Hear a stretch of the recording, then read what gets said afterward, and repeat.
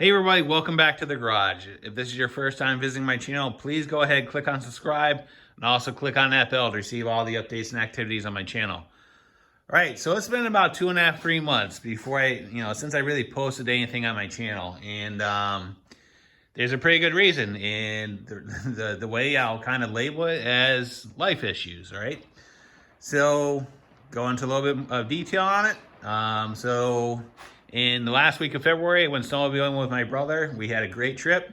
We went midweek, went Tuesday, Wednesday, Thursday, and we had a great time. So go back to work on a Friday morning, and I get a call from HR, and after 16 years of employment at this company, I found out that my position was eliminated due to a loss of contract in the business. So I found myself unemployed after 16 years. So I was shocked, but I wasn't surprised because the contract that that particular business lost, we knew about it like a year prior to it occurring. And so when it happened, again, I wasn't surprised. So, but again, no ill will to that company. They treated me pretty well for 16 years, and they treated me pretty well on the way out. So no complaints with that. But needless to say, it did leave me unemployed, and my full-time job became looking for a job, right? So I spent about probably 5 or 6 weeks looking for opportunities and going on interviews and submitting resumes and everything else. And anybody that's gone through a job search in the last 2 years realize how frustrating it is. But needless to say, I did end up somewhere, and I've been there for about 4 weeks. And during all that, I found myself in the hospital for a stomach issue. I had my gallbladder removed. So I was in the hospital for 2 or 3 days. So that was fun. And so needless to say, pretty much everything in the garage in the last 2 or 3 months became stagnant. I wasn't working on anything because, I had no idea how our income was going to be. And the last thing I was going to do, I was going to spend a lot of money on stuff. But I say that, and then I'm looking at that Indy 500, which I bought during all this, but I'll get to that in a minute. And then, oh yeah, I also bought another sled. So, but in the fall, I decided I was going to build a shed, right? And during the middle of COVID, and when lumber prices were higher than they were, but they weren't anything like they are now. So I basically made a commitment to myself that I wasn't going to start any new projects until I got the shed done. So for the last 4 or 5 weeks, that's what I've been doing. I've been working on my shed, and it's a 12 by 20, and doing all the paint work, doing all the soffit and all the tin work and everything else. And what I'll do is once that's done, I'll give a tour on it, and essentially I'll give a parts breakdown, cost breakdown of what it costs. But just to give an example how crazy lumber is, if anybody has priced anything out as far as building a deck or a shed or anything like that, you gotta wait because prices are absolutely insane. Just as an example, this is the trim for the corners for the shed. So it's 1 by 6 by 8, and I got some 12 footers in there. Just that trim, that was $250, and all it is pre-prime pine. There's nothing there. It's not composite. It's not AZEK or plastic trim. This is just pre-prime pine, and that was $250. And we got 1, 2, 3, 4, 5, 6, 7, 8, 9, 10, and those are the scraps. So there's 10 boards, $250. So every time I went to Home Depot during the fall, I felt like I was putting one of the kids through college with how much I was spending. So, but anyway, I gotta get the shed done, and hopefully we'll finally have some good weather. And because it's been raining the last couple of days. It's the Sunday before Memorial Day. It's been raining nonstop in the Northeast for the last 2 days. So hopefully I'll be able to wrap up the shed tomorrow on Monday when the weather clears. All right, so as far as stimulus, this is where we are. The hood's on. Pretty much everything done. Everything on the front end is pretty much done at this point. Got the trailing arms painted. I got the saddles on the skis painted. Painted all the radius rods. We removed the shocks and painted the shocks, stripped down the bodies and everything else. Those were actually a set of shocks I had been rebuilt a couple years ago, but I never used them. So what I did is, again, going with the black and gray theme, I removed the springs, painted the bodies black, and then ordered a little Fox sticker off of eBay, and then we painted the springs like the anthracite gray of the theme that we're going with this sled. So the front end came out pretty good. All the pipes and everything are back together. Pipes have been painted. The heat shields are on there. They've been polished. Those are all set. The exhaust can's on there. Everything's sealed. The belly pan, we got the heat reflective tape on there. And as far as the engine, everything's been serviced. It's ready to go. The secondary was gone through. The primary was cleaned. All the weights were pulled off, and all the bushings were checked. And everything is pretty much good to go.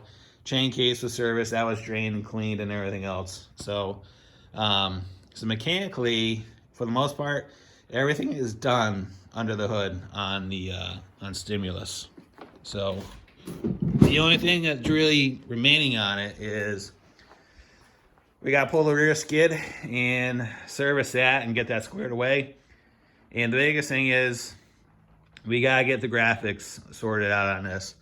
I had two guys who I potentially lined up, and I'll take a lot of the responsibility on myself, because with everything going on, I kind of let the graphics fall by the wayside, and I kind of stopped communicating with everybody. So I need to follow up on that and get the graphics situation squared on that, and see if we can get that done.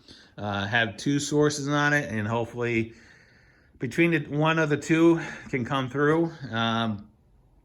Both the people I've contacted said they wouldn't be an issue, but it's just getting somebody to commit to it and actually give me some proofs and everything else.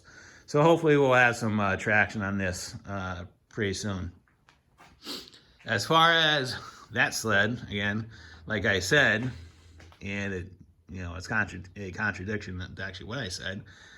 So when I was unemployed, I said, I'm not going to spend any money.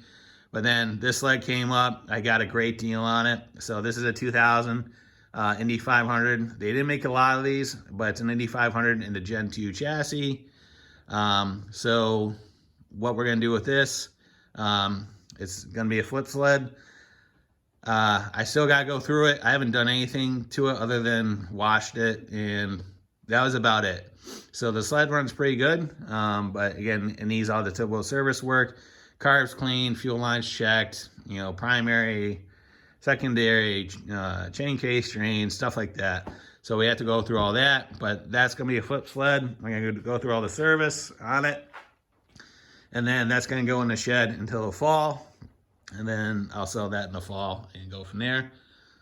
Also picked up a 97 Indy 500 on the same day, and so that one should be a little bit more interesting. I'm still deciding what I'm going to do with it. It's a 97 Indy 500 classic. It's an Evolve chassis with the extra 12 electric start reverse. It's the purple one. But that one has a bad engine on it. So what happened with that one, and I'll get into more detail when it comes back over here. But essentially, the magneto side, the connecting rod, physically left the piston. So the piston is stuck in the bore, and instead of the wrist pin going east-west, the piston then turned 45 degrees, and now the wrist pin is going north-south on the sled. So needless to say, that engine is no good. As far as the long terms for that 97 Indy 500, we'll figure out. For the most part, the sled's in pretty good shape. I didn't pay a lot of money for it, so I'm on the fence whether I'm going to part it out or whether I'm going to fix it. It all depends if I can find an engine that's good, That's not a lot of money, so we'll figure that out. So, but that'll be in the future.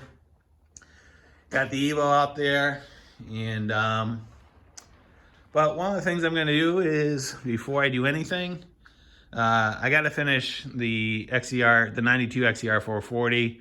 I haven't done anything on that in 2 years. I also got to finish the 98 XCR 700 440 bastard, whatever you want to call it. So I got to do that. So I'm going to finish those 2 sleds before I do anything, before I bring anything else in here. But one thing I have to do is, and there'll be more to this once I get the 92 XCR 440 in the garage, but Shane Jackson reached out to me and he gave me one of his nose cone plates to demo on the channel. And again, like I explained, I had 50 million things going on in the spring, and unfortunately that fell to the wayside. But I owe Shane a install video of it on this. So what I'm going to do is, this is just a sneak peek of what it looks like when it's installed. But what I'm going to do is, I'm actually going to install it on the 92 XCR 440, and then I'm going to backlight it. So when the sled's running, you'll see Indy light up at night. So I haven't figured out how I'm going to do it yet, but that's one of the things that we're going to figure out. So Shane, I haven't forgotten about you, so I do apologize for this being so late. So, but we are going to get that done. So, all right, with that, I think that's it. If there's any questions, comments, thoughts, concerns, go ahead and leave them in the comments box. I'll get back to you as soon as I can. And as always, thanks for watching and have a great day. See ya.